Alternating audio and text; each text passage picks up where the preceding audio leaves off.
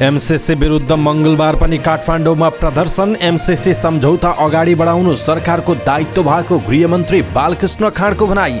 नेकपा एमालेको नाराबाजीकै बीच दुईवटा अध्यादेश स्वीकृत। संसद अवरोध न्याय निरूपणमा असर पार्ने काम रहेको सभामुख अग्निप्रसाद सापकोटाको भनाई। सांसद निष्कासनको सूचना नटाँसे मार्ग प्रशस्त गर्नुहोस् भन्दै सभामुख सापकोटालाई एमालेको आग्रह। नेपाली कङ्ग्रेसमा थप 18 केन्द्रीय सदस्य निर्वाचित। संसदमा आफ्नो उपस्थितिले केपी शर्मा ओलीको सातो गएको नेकपा एकीकृत समाजवादीका अध्यक्ष माधव कुमार नेपालको भनाई। पूर्व राजा ज्ञानेन्द्र शाहसँग अन्तरङ्ग कुराकानी हुने सम्बन्ध नभएको राप्रपा अध्यक्ष राजेन्द्र लिङ्गदेनको भनाई। केही गरौँला भन्ने थियो, टेबल ठटाएरै यो कार्यकाल सकियो भन्दै दलित महिला जनप्रतिनिधिहरूको अनुभव। विवेकशील साझा पार्टीले गर्यो संयोजक पाण्डेलाई निष्कासन। अवरोधका बेला संसद चलाउनु संसदीय परम्परा विरुद्ध रहेको नेता प्रेम सुवालको भनाई। गएको 24 घण्टामा नेपालमा थप 290 जनामा कोरोना संक्रमण पुष्टि, 3 जनाको मृत्यु। सर्वोच्चकै न्यायाधीशहरू रहेको सार्क ल नेपालले माग्यो प्रधान न्यायाधीश जबराको राजीनामा। दलहरू मुख दर्शक भएर बस्न नमिल्ने नेपाल बार एसोसिएसनका अध्यक्ष चण्डेश्वर श्रेष्ठको भनाई। नेपाल एयरलाइन्सले सरकारसँग माग्यो नयाँ जहाज किन्न 15 अर्ब रुपैयाँ। परीक्षा हालमा जबरजस्ती प्रवेश गरेर शिक्षकमाथि आक्रमण। मेडिकल कलेजमा होस्टल तथा मेस ऐच्छिक हो भन्दै चिकित्सा शिक्षा आयोगको भनाई। खुल्ला विश्वविद्यालय 8 महिनादेखि पदाधिकारी विहीन। भूमि आयोग र बाँदरझुला सङ्घर्ष समितिबीच 3 बुँदी सहमति। चक्रपथको दोस्रो खण्ड विस्तार बारे चिनिया टोलीको स्थलगत अध्ययन। शेयर बजारमा उत्साह 56.73 अङ्कले बढ्यो नेप्से। कुन कम्पनीले कमाए कुन कम्पनीले गुमाए यसको बारेमा पुरै जानकारी। साफ उपविजेता खेलाडी र प्रशिक्षकलाई सरकारले गर्यो नगद सहित सम्मान। र आजको हेल्थ टिप्स अर्थात् स्वास्थ्यसँग सम्बन्धित जानकारीमा हामी मानसिक रोगको विषयमा कुराकानी गर्छौँ। मानसिक रोग के हो र कसरी छुटकारा पाउन सकिन्छ भन्ने विषयवस्तुमा कुराकानी गर्छौँ। हामीलाई अन्तिमसम्म हेर्नुहोला। दर्शक महानुभाव नमस्कार। समाचारपाटी.com को न्युज बुलेटिनमा यहाँलाई हार्दिक स्वागत छ। म प्रहलाद चन्द्र घिमिरे। सदाको झैँ आज पनि हामी उपस्थित भएका छौँ आजका महत्त्वपूर्ण समाचारहरू लिएर। हामीलाई अन्तिमसम्म हेर्नुहोला अनि हाम्रो मेहनतका लागि यो भिडियोमा एउटा लाइक अवश्य गर्नुहोला। दर्शक महानुभाव पल पलको न्युज अपडेटका लागि हाम्रो च्यानललाई सब्स्क्राइब गर्नुहोस् अनि नजिकै आउने बेल आइकनलाई क्लिक गर्नुहोला। कहाँबाट हेर्दै हुनुहुन्छ, देशभित्र हुनुहुन्छ अथवा देशभन्दा बाहिर हुनुहुन्छ। देशभित्र हुनुहुन्छ भने आफू रहेको गाउँठाउँ सहर जिल्लाको नाम लेख्नु होला। यदि विदेशबाट हामीलाई हेरिरहनु भएको छ भने दर्शक महानुभाव कुन देशबाट हामीलाई हेरिरहनु भएको छ त्यो कुरा पनि तलको कमेन्ट बक्समा कमेन्ट गर्नुहोला। दर्शक महानुभाव दैनिक रूपमा हेर्नुहुन्छ भने रेगुलर भनेर लेख्नुहोला। आज पहिलोचोटि हेर्दै हुनुहुन्छ भने फर्स्ट टाइम भनेर लेखिदिनुहोला। आउनुहोस् दर्शक महानुभाव, आज मिति विक्रमसम्म 2078 साल पुसको 7 गते बुधबार इस्वीसम्म सन् 2021 डिसेम्बरको 21 तारिक भइसकेको छ र आजका महत्त्वपूर्ण समाचारहरू सुरु गरौँ एमसीसी विरुद्ध काठमाडौँमा प्रदर्शन भएको प्रसङ्गबाट। एमसीसी खारेज गर्न माग गर्दै आएका मोहन वैद्य नेतृत्वको नेकपा क्रान्तिकारी माओवादी, नेकपा माले सहितका राजनीतिक दलहरूले काठमाडौँमा विरोध प्रदर्शन गरेका छन्। एमसीसी संसदबाट पारित गर्न नदिने चेतावनी दिँदै नेकपा क्रान्तिकारी माओवादीका नेता सीपी गजुरेल, नेकपा मालेका महासचिव सीपी मैनाली लगायतका नेताहरूको अगुवाईमा काठमाडौँमा विरोध प्रदर्शन गरिएको हो। कार्यक्रममा बोल्दै नेकपा मालेका महासचिव एवं पूर्व उपप्रधानमन्त्री सीपी मैनालीले एमसीसी अनुदान नभएको दावी गर्नुभयो। उहाँले कुनै पनि अनुदान संसदबाट पास गर्नु नपर्ने र एमसीसी प्रचार गरिए अनुसार अहिले नआएको समेत बताउनुभयो। महासचिव मैनालीले एमसीसी मार्फत अमेरिकाले नेपाललाई सैन्य रणनीतिभित्र पारेर चीनसँग लड्नका लागि नेपाललाई अखडाको रूपमा प्रयोग गर्न चाहेको समेत बताउनुभयो। उहाँले 50 करोड डलरमा नेपालको स्वाधीनता बिक्री गर्न नदिने बताउनुभयो। त्यस्तै नेकपा क्रान्तिकारी माओवादीका नेता सीपी गजुरेलले एमसीसी नेपालीहरूका लागि एउटा धोखा भएको बताउनुभयो। उहाँले विकास निर्माणको नाममा आउने रकमको नाममा अमेरिकाले सुरक्षा रणनीति भित्र्याउन चाहेको आरोप लगाउनुभयो। नेता गजुरेलले एमसीसी सम्झौता खारेज नभएसम्म आन्दोलन जारी रहने पनि बताउनु भएको छ। गृहमन्त्री बालकृष्ण खाँडले एमसीसी सम्झौतालाई अगाडि बढाउनु सरकारको दायित्व भएको बताउनु भएको छ। जनकपुरमा सञ्चारकर्मीहरूसँग कुराकानी गर्दै गृहमन्त्री खाँडले एमसीसी सम्झौता पूर्ववर्ती सरकारकै पालामा सुरु भएको भन्दै यो सम्झौतालाई अगाडि बढाउनु सरकारको दायित्व भएको बताउनुभयो। उहाँले एमसीसीको प्रस्ताव देशको विकासका लागि नेपाल सरकारले नै अगाडि बढाएको पनि उहाँको भनाइरहेको छ। उहाँले भन्नुभएको छ, एमसीसी पूर्ववर्ती सरकारहरूको पालामै अगाडि बढेको हो। यो नेपालको विकासका लागि नेपाल सरकारले नै एमसीसी को प्रस्तावलाई अगाडि बढाएको हो। नेपाल सरकार र एमसीसी परियोजनाको बीचमा धेरै वर्ष अगाडि नै सम्झौता भएको हो। यो सम्झौतालाई अगाडि बढाउनु सरकारको दायित्व हो उहाँको भनाइरहेको छ।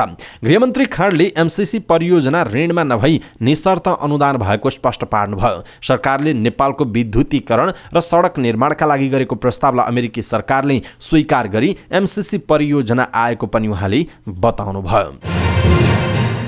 प्रमुख विपक्षी दल नेकपा एमालेको विरोधकै बीच प्रतिनिधि सभा बैठक सञ्चालन गरिएको छ। मंगलबार बैठक सुरु हुने बित्तिकै एमाले सांसदहरूले बेल घेर्दै नाराबाजी गरेका थिए।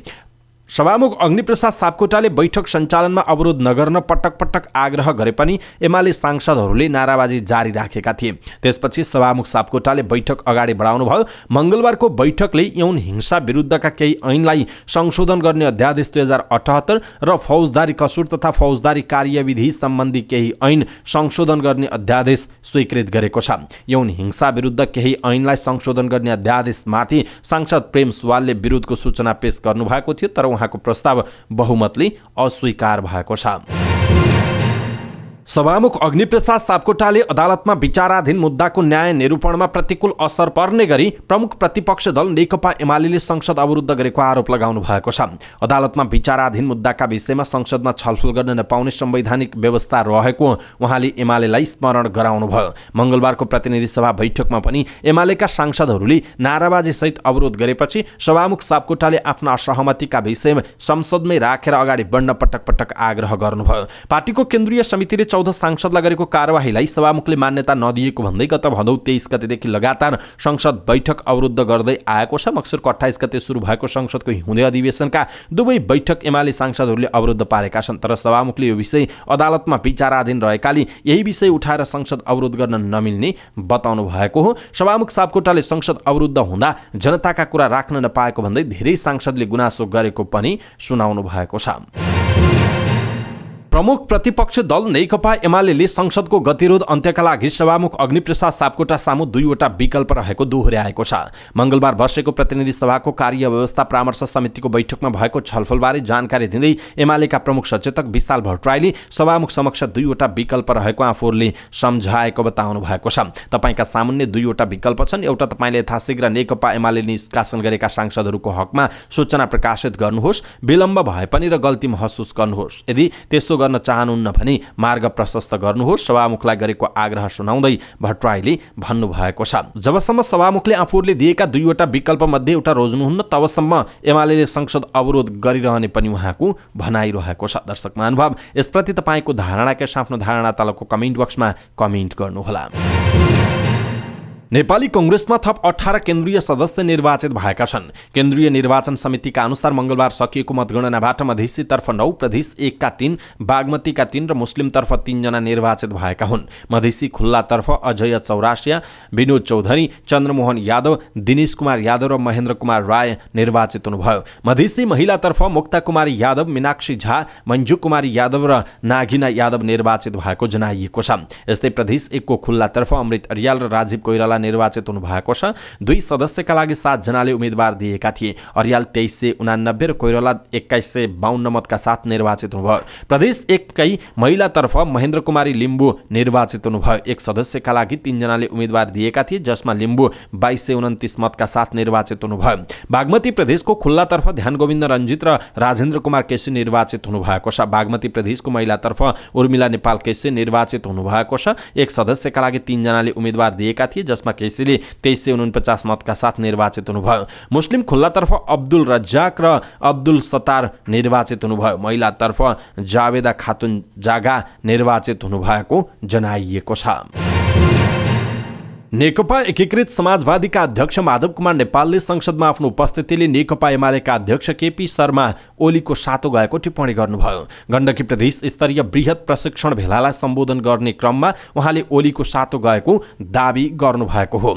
आफूले प्रशिक्षण भेलालाई पनि समय दिनुपर्ने, संसद बैठकमा पनि जानुपर्ने दबाब रहेको भन्दै उहाँले म नभएको मौका पारेर केपी ओली छिर्न बेर छैन, त्यहाँ कमसेकम मेरो उपस्थितिले केपी ओलीको संसदमा सातो गइरहेछ नि, सातो जाओस्, केही मतलब छैन, नेपाली जनताको सातो कायम हुनुपर्छ उहाँको भनाइ छ। मंगलबार प्रतिनिधि सभाको बैठकमा जानुपर्ने कारण देखाउँदै कार्यक्रमको सुरुमै उहाँलाई वक्ताका रूपमा उभ्याइएको थियो। करिब 1 घण्टाभन्दा बढी प्रशिक्षणात्मक भाषण दिनुभएका उहाँले आधाभन्दा बढी एमाले र ओलीकै विरोधमा खर्चिनुभयो। एमाले विभाजनपछि नेपाल र ओली मक्सिर अन्तिम साता काठमाडौँमा भएको नेपाली कङ्ग्रेसको 14औं महाधिवेशन उद्घाटन सत्रमा एउटै मञ्चमा देखिनु भएको थियो। एक अर्कासँग नबोलेको भए पनि ओलीले आफूलाई हेर्दै जाँदा रमाइलो लागेको नेता नेपालले सुनाउनु भयो। नेता नेपालले आफूहरूको ठूलो शत्रु र प्रतिद्वन्द्वीका रूपमा एमाले रहेको कार्यकर्तालाई सुनाउनु भयो। सत्तारूढ नेपाली कङ्ग्रेस पार्टीको महाधिवेशन उद्घाटन सत्रमा आमन्त्रित अतिथिका रूपमा रहनुभएका राप्रपा अध्यक्ष राजेन्द्र लिङ्गदेनले जनताले नेताहरूलाई चोर भन्न थालेका छन् भन्दै भाषण गरेपछि अन्य दलका शीर्ष नेताहरूको निशाना बन्नुभयो। नेकपा एमालेका अध्यक्ष केपी शर्मा ओली र नेकपा माओवादी केन्द्रका अध्यक्ष पुष्पकमल दाहाल प्रचण्डदेखि नेकपा एकीकृत समाजवादीका अध्यक्ष माधव कुमार नेपालसम्मले उहाँको कडा आलोचना गर्नुभयो। ओलीले भर्खर जन्मेको बाछो हिँड्न जान्दैन भन्दै कटाक्ष समेत गर्नुभयो। हालै राष्ट्रिय प्रजातन्त्र पार्टी राप्रपाको अध्यक्षमा निर्वाचित लिङ्गदेन चाहिँ सत्तारूढ पार्टीको मञ्चमा आफ्नो अभिव्यक्तिले खल्लीबेल्ली मच्चाएकोमा बेखुसी हुनुभएको छैन। उहाँ भन्नुहुन्छ, उहाँहरूले चोरको खुट्टा काट भन्दा खुट्टा उचाले जस्तो गर्नुभएको भए मेरो भनाइले यत्तिको महत्त्व पाउने थिएन, उहाँको भनाइ रहेको छ। त्यसो त राजेन्द्र लिङ्गदेन वा कोही व्यक्तिलाई देखेर नामै लिएर नभन्लान्, तर आम रूपमा नेतालाई हेर्ने दृष्टिकोण राम्रो छैन भन्दै उहाँको भनाइ रहेको छ। तपाईँ पनि पार्टीको अध्यक्ष हुनुहुन्छ, सांसद हुनुहुन्छ, गाउँ जाँदा तपाईँलाई पनि चोर आयो भन्न थालेका छन् भन्ने प्रश्नमा उहाँले मैले कुनै पार्टी विशेषका नेतालाई लक्षित गरेर यो विषय बोलेको होइन, आम धारणा भनेको हो। म तलबाट उठेर आएको हुनाले तलको चाहना के छ, के भन्छन् भन्ने कुरा अरू नेताले भन्दा बढी बुझ्छु भन्ने लाग्छ। कहिलेकाहीँ परिचय नखुलाई हिँड्दा कार्यक्रम स्थल पुग्नु अघि भिडभाडमा मानिसहरूले आज कुन चोर आउने रहेछ भनेको आफूले सुनेको पनि उहाँले बताउनु भयो। साथै उहाँले पूर्व राजा ज्ञानेन्द्र शाहसँग आफ्नो अन्तरङ्ग कुराकानी हुने कुनै पनि सम्बन्ध नभएको पनि बताउनु भएको छ। दर्शक महानुभाव, यसप्रति तपाईँको धारणा के छ? आफ्नो धारणा तलको कमेन्ट बक्समा कमेन्ट गर्नुहोला। 30 वर्ष लामो पञ्चायती व्यवस्था हटेर मुलुक बहुदलीय शासन व्यवस्थामा जाँदा खुसी नहुने नेपाली नागरिक सायदै थिए। राजनीतिक आन्दोलनमै सक्रिय ललितपुर नक्खीपोटकी मैना छामीको परिवार पनि खुसी थियो। घरभित्रको राजनीतिक रापतापले मैनाकी छोरी सङ्गीतालाई पनि आकर्षित गर्न थाल्यो। घरको यही वातावरणले राजनीति मन पर्न थाल्यो। आमाले कार्यक्रममा लैजानुहुन्थ्यो। मेरो राजनीतिक जीवनको सुरुवात त्यहीँबाट भएको होला। सङ्गीता राजनीतिक जीवनको सुरुवाती दिन सम्झिनुहुन्छ। राज्यले दलितमाथि गरेको विभेदको कथा र त्यसविरुद्ध गर्नुपर्ने विद्रोहको योजना सुन्दै हुर्किनुभएकी सङ्गीता अछामी जनप्रतिनिधि हुनुभयो र अहिले 5 वर्ष आफ्नो कार्यकाल को अन्त्यतिर आइपुग्नु भएको छ। समीक्षा गर्ने चरणमा हुनुहुन्छ। 2074 को सुरुवातमै मुलुकमा पहिलो पटक स्थानीय तहको निर्वाचन हुँदै थियो। गाउँघरमै सिंहदरबार आउने भयो भनेर नागरिकमा उत्साह छाएको थियो। नेकपा एमालेले सङ्गीता छामीलाई ललितपुर महानगरपालिका वडा नम्बर 14 मा दलित महिला सदस्यका लागि टिकट दियो। उहाँ विजयी पनि हुनुभयो। हिजोसम्म पार्टीको काम गरिन्थ्यो, आज नागरिकको काम गरिन्छ। छामीले भन्नुभयो, हरेक कुरा बोल्दा र लेख्दा जनप्रतिनिधि हुनुको जिम्मेवारी बोध हुन्छ। संविधानले नै राज्यका हरेक संरचना र पार्टी संरचना समावेशी व्यवस्था अपनाउन बाध्य पारेकाले आफूहरू जनताको काम गर्ने ठाउँमा पुगेको पनि उहाँले बताउनुभयो। नागरिकहरूकै इच्छा धेरै भएको र केही गरौँला भन्ने लागेर जनप्रतिनिधि निर्वाचित भएसँगै पनि उत्साह भएको, तर अहिले समय सकिँदासम्म केही पनि नगरेको जस्तो महसुस आफूलाई भएको र टेबल ठटाएरै कार्यकाल सकिएको उहाँले गुनासो समेत गर्नुभएको छ। दलित महिला जनप्रतिनिधिको अनुभव केही गरौँला भन्ने थियो, टेबल ठटाएर कार्यकाल सकियो। अनलाइन खबरमा यो समाचार सम्झना विकलले लेख्नु भएको छ। हामीले समय सान्दर्भिक ठानेर यहाँहरूमाझ प्रस्तुत गर्यौँ। कस्तो लाग्यो? आफ्नो धारणा तलको कमेन्ट बक्समा कमेन्ट गर्नुहोला।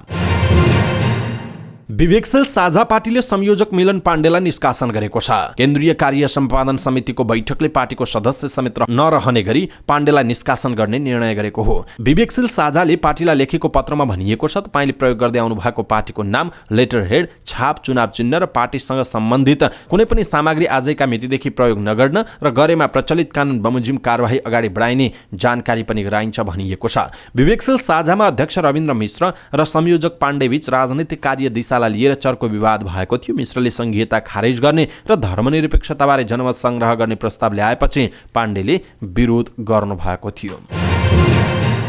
नेपाल मजदुर किसान पार्टीका सांसद प्रेम सुवालले प्रमुख प्रतिपक्षी दल नेकपा एमाले संसद अवरुद्ध गरिरहेका बेला संसद बैठक चलाएको भन्दै आपत्ति जनाउनु भयो। मंगलबार एमालेको अवरोधका बीच सभामुख अग्निप्रसाद सापकोटाले संसदको कार्यसूची अगाडि बढाएपछि सांसद सुवालले त्यसो गर्नु संसदीय परम्परा विरुद्ध हुने भन्दै आपत्ति जनाउनु भएको हो। उहाँले संसद अवरोधकै बेला एमसीसी जस्तो देशघाती सम्झौता पारित गर्ने काम गर्न नहुनेतर्फ पनि सभामुख सापकोटाको गम्भीर ध्यानाकर्षण गराउनु भयो। उहाँले यो सम्झौता देशघाती भएको भन्दै खारेज गर्न पनि माग गर्नु भएको छ। गएको 24 घण्टामा थप 290 जनामा कोरोना भाइरस कोभिड-19 को संक्रमण पुष्टि भएको छ। 12,473 जनाको पीसीआर परीक्षण गर्दा 252 जना र 4,616 जनाको एन्टिजेन परीक्षण गर्दा 38 जना गरी 290 जनामा कोरोना भाइरसको संक्रमण पुष्टि भएको स्वास्थ्य तथा जनसङ्ख्या मन्त्रालयले जनाएको छ। यस्तै गएको 24 घण्टामा कोरोना संक्रमणबाट 3 जनाको मृत्यु भएको छ भने 232 जना निको भएका छन्। मंगलबार थपिएका सँगै नेपालमा कोरोना संक्रमितको कुल संख्या 9,22,227 पुगेको छ। यो सँगै नेपालमा मृत्यु हुनेको संख्या 11,577 पुगेको छ भने 8,09,387 जना संक्रमण मुक्त भएका छन्। मन्त्रालयका अनुसार हाल देशभर सक्रिय संक्रमितको संख्या 5,242 जना रहेका छन्, जसमध्ये 4,993 जना होम आइसोलेसनमा छन् भने 249 जना संस्थागत आइसोलेसनमा छन्। कोरोनाका बिरामी मध्ये 95 जना आइसियु र 25 जना भेन्टिलेटरमा उपचाररत रहेका छन्। सार्क ल नेपालले प्रधान न्यायाधीश चोलेन्द्र शमशेर जबराको राजीनामा माग गरेको छ। सार्क ल नेपाल सार्क राष्ट्रका न्यायाधीश, कानुन व्यवसायी, कानुनी क्षेत्रका प्राज्ञिक व्यक्तिहरूको संस्था हो, जसको अध्यक्ष सर्वोच्च अदालतका न्यायाधीश सपना मल्ल प्रधान आफै रहनु भएको छ भने अर्का न्यायाधीश अनिल कुमार सिन्हा र हरि फुयाल सदस्य रहनु भएको छ। बैठकले विकृति, विसङ्गति र भ्रष्टाचार नियन्त्रण गरी न्यायालयको समग्र सुधारका लागि प्रधान न्यायाधीशले बाधक देखिएको, न्यायालयको साख र जनास्था वृद्धि गर्ने संवैधानिक दायित्वबाट विमुख भएको तथा न्यूनतम पदीय जिम्मेवारी संवैधानिक आचरण र नैतिक एवं कार्य दक्षता नदेखिएको ठहर समेत गरेको छ।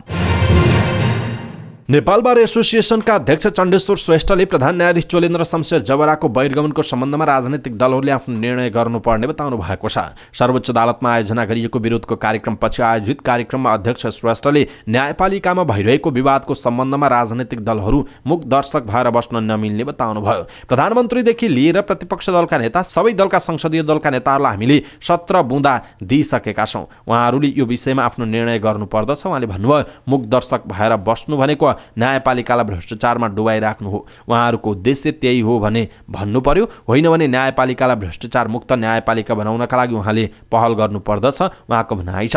प्रधान न्यायाधीशले आफू नाङ्गिएको कुरा स्वीकार गरिसकेको भन्दै उहाँले न्यायपालिकालाई नाङ्गिन नदिन जबराले तत्कालै राजीनामा दिनुपर्ने पनि बताउनुभयो। नेपाल एयरलाइन्सले नयाँ जहाज खरिद गर्न सरकारसँग 15 अर्ब रुपैयाँ माग गरेको छ। निगमले नयाँ जहाज खरिदको कार्ययोजना बनाइरहेको भन्दै नेपाल एयरलाइन्सका कार्यकारी अध्यक्ष युवराज अधिकारीले सरकारसँग उक्त रकम माग गर्नुभयो। मंगलबार निगममा आयोजित कार्यक्रममा अधिकारीले केही दिनमै नयाँ जहाज खरिदबारे निर्णय गरिने भन्दै पर्यटन मन्त्री समक्ष यस्तो माग गर्नु भएको हो। मंगलबार बिहान काठमाडौँको प्रदर्शनी मार्ग स्थित रत्न राज्यलक्ष्मी क्याम्पसमा बीएसडब्ल्यू पहिलो वर्षको आन्तरिकतर्फको 30 अङ्कको परीक्षा भइरहेको थियो। शिक्षक प्रकाश पुडासैनी परीक्षा हलमा हुनुहुन्थ्यो। स्नातक दोस्रो वर्षका विद्यार्थी कुबेर जेठारा पनि कक्षा कोठामा प्रवेश गरेपछि उहाँले बाहिर जान भन्नुभयो, तर जेठाराले मान्नु भएन, बरु शिक्षक पुडासैनीसँग विवाद गर्न थाल्नुभयो। त्यसपछि अर्का शिक्षक आएर जेठारालाई परीक्षा हलबाट बाहिर निकाल्नुभयो। त्यसपछि फेरि कक्षा कोठामा प्रवेश गरेका जेठाराले आफूमाथि कुटपिट गरेको शिक्षक पुडासैनीले बताउनुभयो। परीक्षा भइरहेका बेला बाहिरको व्यक्तिलाई बस्न दिने कुरा भएन, निस्किनुस् भन्दा घटेको घटना हो, शिक्षक पुडासैनीले भन्नुभयो। जेठाराले शिक्षक पुडासैनीलाई आक्रमण गरेपछि क्याम्पसमा हल्ला भयो। क्याम्पस प्रमुखले शिक्षक पुडासैनी, अरू शिक्षकहरू र जेठारालाई पनि बोलाउनु भयो। छलफलका क्रममा धेरै शिक्षकहरूले जेठाराले गल्ती गरेको बताएका थिए। त्यसपछि उहाँ बाहिर निस्कने बहानामा उठ्नुभयो र पानी राख्ने जगले शिक्षक पुडासैनीलाई पुनः हिर्काएर फरार भएको पुडासैनीले बताउनुभयो। आक्रमणबाट शिक्षक पुडासैनीको टाउकोमा चोट लागेको छ। काठमाडौँ मोडेल जिब्रेल अस्पतालमा उपचारका लागि लगिएका पढासैनीको टाउकोमा 3वटा टाँका लगाइएको छ। रत्न राज्य क्याम्पसका आंशिक प्राध्यापक पढासैनीले स्नातक तहमा bachelor in social work BSW पढाउनुहुन्छ। आक्रमण गर्ने जेठारा रत्न राज्य क्याम्पसको निराशयमा आबद्ध विद्यार्थी हुनुहुन्छ। उहाँ शिक्षकलाई आक्रमण गरेपछि शौचालयको झ्यालबाट भागेको बताइएको छ। दर्शक महानुभाव, यसप्रति तपाईँको धारणा के छ? आफ्नो धारणा तलको कमेन्ट बक्समा कमेन्ट गर्नुहोला। चिकित्सा शिक्षा आयोगले चिकित्सा शिक्षा अध्ययनरत विद्यार्थीहरूलाई होस्टेल र मेस अनिवार्य नगर्न मेडिकल कलेजहरूलाई आग्रह गरेको छ। आयोगले मंगलबार सूचना जारी गरी शिक्षण संस्थाको होस्टेल मेस जस्ता शीर्षकको शुल्क विद्यार्थीका लागि ऐच्छिक हुने बताएको हो। कतिपय मेडिकल कलेजले होस्टेल र मेस अनिवार्य गरेर चर्को शुल्क असुलेको गुनासो आएपछि चिकित्सा शिक्षा आयोगले होस्टेल र मेस अनिवार्य नगर्न भनेको छ। आयोगले शिक्षण शुल्कभित्र विश्वविद्यालय रजिस्ट्रेसन, आन्तरिक परीक्षा, forensic posting, field visit, internship, आवेदन र सम्बन्धन शुल्क लगायत शैक्षिक क्रियाकलाप जन्य सबै शुल्क समेटिने पनि उल्लेख गरेको छ। आयोगले गत वैशाख 29 गते MBBS अध्ययनका लागि काठमाडौँ उपत्यकाभित्र 40,23,250 र उपत्यका बाहिर 44,36,025 रुपियाँ शिक्षण शुल्क तोकेको थियो। तर कतिपय मेडिकल कलेजले शैक्षिक क्रियाकलाप जन्य विषयमा पनि थप शुल्क लिएको विद्यार्थीहरूले गुनासो गरेका छन्। खुल्ला विश्वविद्यालय 8 महिनादेखि पदाधिकारी विहीन हुँदा दैनिक कामकाज नै समस्यामा परेको छ। उपकुलपति प्राध्यापक डाक्टर लेखनाथ शर्मा जेठको 17 गते र रजिस्ट्रार सह प्राध्यापक कमल ढकाल जेठको 20 गते कार्यकाल पूरा गरेर विदा भएपछि खुल्ला विश्वविद्यालय पदाधिकारी विहीन भएको हो। हाल विज्ञान, स्वास्थ्य तथा प्रविधि संकायका डिन प्राध्यापक डाक्टर इन्द्रबहादुर कार्की निमित्त उपकुलपतिको जिम्मेवारीमा रहनु भएको छ। पदाधिकारी नहुँदा विभिन्न तह उत्तीर्ण भएका विद्यार्थीले ट्रान्सक्रिप्ट पाउन सकेका छैनन्। त्यस्तै विश्वविद्यालय अन्तर्गतका अध्ययन केन्द्र स्थापना, केन्द्रीय कार्यालय तोक्ने लगायतका काम पनि हुन नसकेको कार्कीले बताउनुभयो। निमित्त उपकुलपति डाक्टर कार्कीलाई आर्थिक अधिकारको अख्तियारी छ, तर बाँकी काम कारबाही प्रभावित रहेको बताइएको छ। राष्ट्रिय भूमि आयोग र बाँदरझुला संघर्ष समिति बीच 3 मुदे सहमति भएको छ। सहमतिसँगै चितवनको माडी नगरपालिका 9 बाँदरझुलाका जनताको लाल पूर्जा प्राप्तिको आन्दोलन स्थगित गर्ने सहमति भएको संघर्ष समितिका जगराम प्रजाले बताउनुभयो। भूमि आयोगले बाँदरझुलामा फागुन मसान्तसम्ममा लगत सङ्कलन र जग्गा नापजाँचको सूचना प्रकाशित गर्ने र लगत सङ्कलनको निवेदन दिएकै दिन जग्गा नापजाँचको निस्सा वितरण गर्ने पहिलो सहमति भएको छ। यस्तै बाँदरझुलामा विद्युतीकरणको काम छिटो अगाडि बढाउने सहमति भएको पनि बताइएको छ। चिनिया प्राविधिक टोलीले काठमाडौँ चक्रपथको कलङ्की महाराजगञ्ज धोबीखोला खण्डको स्थलगत अध्ययन गरेको छ। गत हप्ता चीनको आधिकारिक प्राविधिक टोली विस्तारको तयारीमा रहेको चक्रपथका विभिन्न स्थानमा पुगेर स्थलगत अध्ययन गरेर फर्किएको हो। परराष्ट्र मन्त्रालयका एक अधिकारीका अनुसार टोलीले केही समयभित्र साइटको अवस्था र डिजाइन सहितको विस्तृत परियोजना प्रतिवेदन DPR चिनिया दूतावास मार्फत नेपाललाई पठाउनेछ। अब त्यसकै आधारमा चक्रपथलाई 8 लेनमा विस्तारको जिम्मा लिएको चीन सरकारले प्रस्तावित DPR सडक विभागलाई पठाउनेछ। विस्तारको काम अगाडि सडक विभाग बढाउन आतुर रहे पनि अहिलेसम्म आयोजनाको डिजाइन विभागको हातमा आइ नपुग्दा काम अगाडि बढ्न नसकेको बताइएको छ। सडक विभागले गत वर्ष नै अर्थ मन्त्रालय मार्फत पत्र लेख्दै चीनलाई चक्रपथ विस्तारको काम अगाडि बढाउन आग्रह गरेको थियो, तर चिनिया पक्षले साइट क्लियर नभई निर्माण अगाडि बढाउन नसकिने जवाफ दिएको थियो।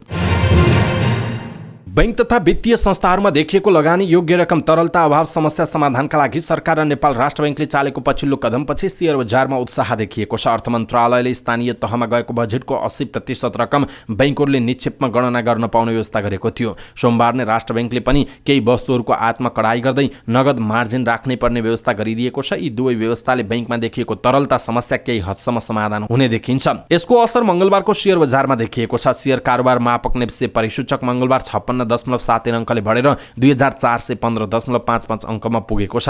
यसअघि केही दिन यता लगातार जसो शेयर बजार घटिरहेको थियो। मंगलबार 49,74,253 किता शेयर किनबेच भएका छन् भने शेयर कारोबार रकम 2,38,32,38,847 रुपैयाँ रहेको छ।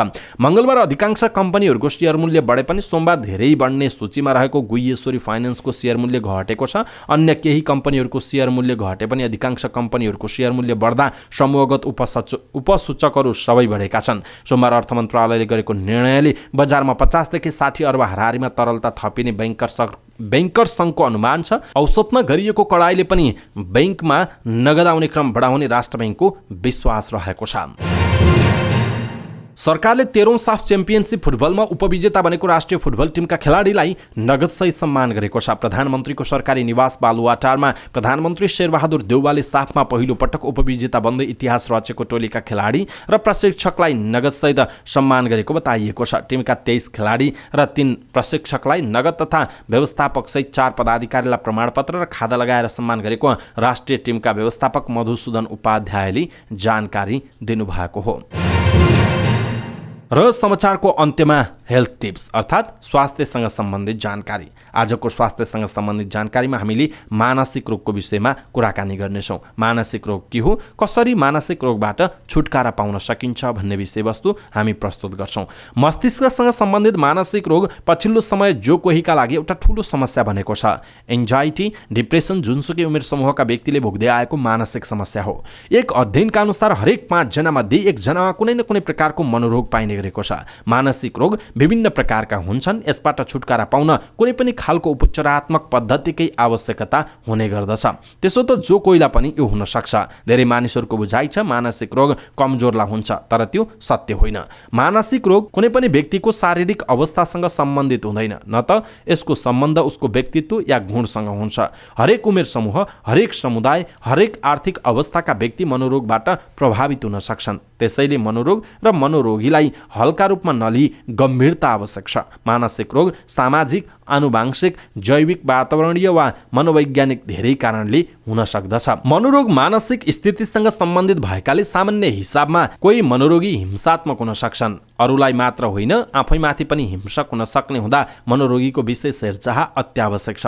तर यसो भन्दैमा मनोविकार भएका व्यक्तिहरू सधैँ हिंसक नै हुन्छन् भन्ने पनि होइन। मनोरोगीहरूको हिंसात्मक क्रियाकलाप रोगका कारणले हुन्छ भन्ने पनि होइन। यसमा उनीहरूले कस्तो उपचार र व्यवहार पाउँछन् भन्नेमा पनि निर्भर रहन्छ। कुनै मनोरोगी आफैमा गुमसुम रहने निकै शान्त स्वभावका पनि हुन्छन्। त्यसो त कुनै पनि रोगको उपचार सम्भव भए जस्तै मानसिक रोगको पनि उपचार सम्भव हुन्छ। समयमै रोगको सही ढङ्गले पहिचान गर्न सकियो भने मानसिक रोगी पूर्ण रूपमा निको हुन सक्छन्। तिनलाई राम्रो हेरचाह र उचित सहयोग समर्थनको आवश्यकता रहन्छ।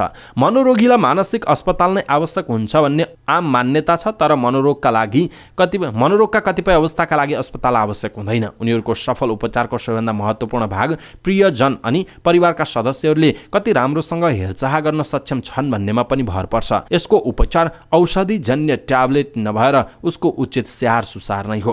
त्यसो त नेपाली समाजमा भ्रम, अन्धविश्वास र अनावश्यक मान्यताबाट हामी ग्रसित छौँ, जसले मानसिक स्वास्थ्यलाई कमजोर तुल्याउँछ। हाम्रो धर्म, मान्यता अनि अन्धविश्वास पनि मनोरोगको एउटा कारक बनेको छ। तर हामीले त्यस्ता भ्रमहरूबाट छुटकारा पाउन सक्नुपर्छ। विभिन्न धार्मिक अन्धविश्वास र भ्रमका कारण पनि मानसिक रोगलाई झन बढावा दिन्छ। सामान्य अवस्थाका मानसिक रोगीहरूले उनीहरूको आफ्नो इच्छा र क्षमताका आधारमा जुनसुकै काम गर्न सक्छन्। यसले उनीहरूको अवस्था सुधार गर्न पनि सहयोग गर्छ।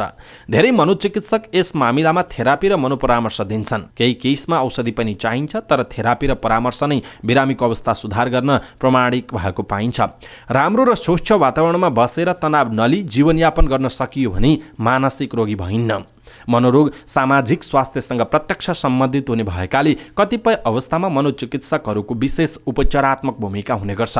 हरेक परिस्थितिमा हामी कहाँ अस्पताल सम्भव नभएकाले एक हेरचाहकर्ताको रूपमा परिवारका सदस्य पनि एक मनोचिकित्सकको भूमिका निर्वाह गर्न सक्छन्। सहयोगी र बुझ्ने वातावरण पनि यस्ता बिरामीको प्रमुख आवश्यकता मध्येको एक हो। उसलाई महसुस गराउनुहोस् कि तपाईँ सधैँ उहाँका लागि हुनुहुन्छ। यसका लागि तपाईँ आफै पनि मानसिक स्वास्थ्य सम्बन्धी सही ज्ञान राख्न आवश्यक हुने गर्दछ। दर्शक महानुभाव, आज हामीले यहाँहरूलाई मानसिक रोग के हो, यसबाट कसरी छुटकारा पाउन सकिन्छ भन्ने विषयवस्तुमा जानकारी दियौँ। तपाईँलाई कस्तो लाग्यो कम्तीमा पनि एउटा कमेन्ट तलको कमेन्ट बक्समा कमेन्ट गर्नुहोला। हवस् त दर्शक महानुभाव, आजका महत्त्वपूर्ण समाचार यति नै। हामीले प्रस्तुत गरेका समाचारहरूप्रति अनि जानकारीहरूप्रति तपाईँको धारणा के छ, आफ्नो धारणा तलको कमेन्ट बक्समा कमेन्ट गर्नुहोला। पलपलको न्युज अपडेटका लागि हाम्रो च्यानललाई सब्स्क्राइब गर्नुहोस् अनि नजिकै आउने बेल आइकनलाई क्लिक गर्नुहोला। पलपलको न्युज अपडेटका साथ फेरि हाम्रो भेट हुनेछ। तपाईँ समाचारपाटी.com हेर्दै गर्नुहोस्। नमस्कार।